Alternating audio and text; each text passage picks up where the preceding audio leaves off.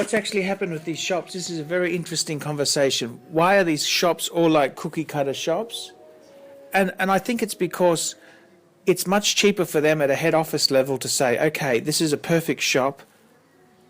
This is what sells. We have so they might get a really good designer in who says, this is how the shop should look. Then they replicate that to every fucking boutique looks the same, right? Because that's to cater for the purveyors of open faggotry. Yeah, it's great bang per buck for them because they don't have to design every store. Yeah. They all look the same. So they can roll out this look in all the stores. They can roll that look out. The product range, let's be honest there, whether it's Rolex, Patek, Louis Vuitton or Cartier, they just roll out, they've got the same product range the world over, haven't they? There's nothing special. There's nothing that is released in Australia that's not in what they Hong Kong. Correct. And showcasing is like whatever comes out of Razzle Dazzle Basil. Yes. Is the global watch fair, for want of a better word, for the Swiss movement, I believe. Is that correct? It's like all you have is a nest of Arabs going in there because they're the only fuckers that can get in and afford all that shit anyway, aren't they? Well, that's right. So basically they got pressure out to bring new models out every year to say how wonderful they are. Yeah.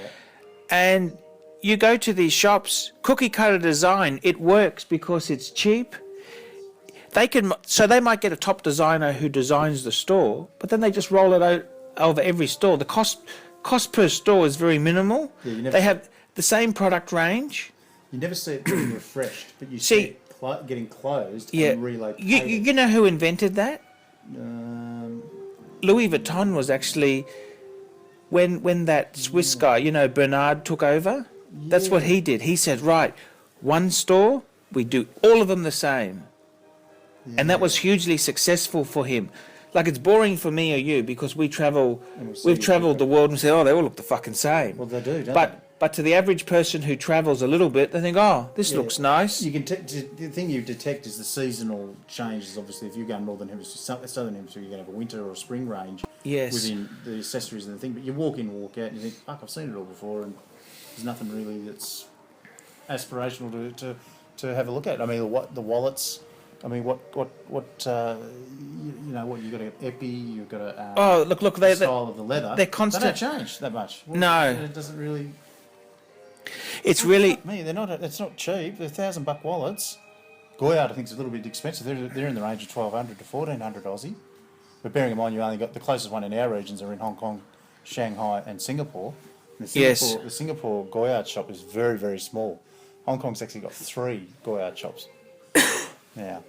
Yes, there's only 12 Goyard shops in the world, isn't there? We're in 16 now. 16 now, is that right? I asked the bird. There was a Goyard shop in the hotel, in the Peninsula Hotel. That's in Hong Kong? In Hong Kong, and they've just opened... Peninsula Hotel, that's the ones that had the Rolls Royces out the front. That's correct. Christmas time, you see it all the time. I actually stayed there. Did you go in a Rolls Royce? No, I went past one. Okay. Walked past on the way in. Okay. I did achieve a bucket list achievement. Yes. I ate lobster sausages for breakfast. Was they good? It was nice. They weren't like the cheese sausages at the Zine? No. At the Zine, no. Lobster snags. Good? It was all right. Would you have it again? Nah. Why is that? Too fucking expensive. I'm broke. How much? The economy's in the pan. How much? I can't remember now. It was oh jeez. I don't think it was about $40. I just luxed out on it.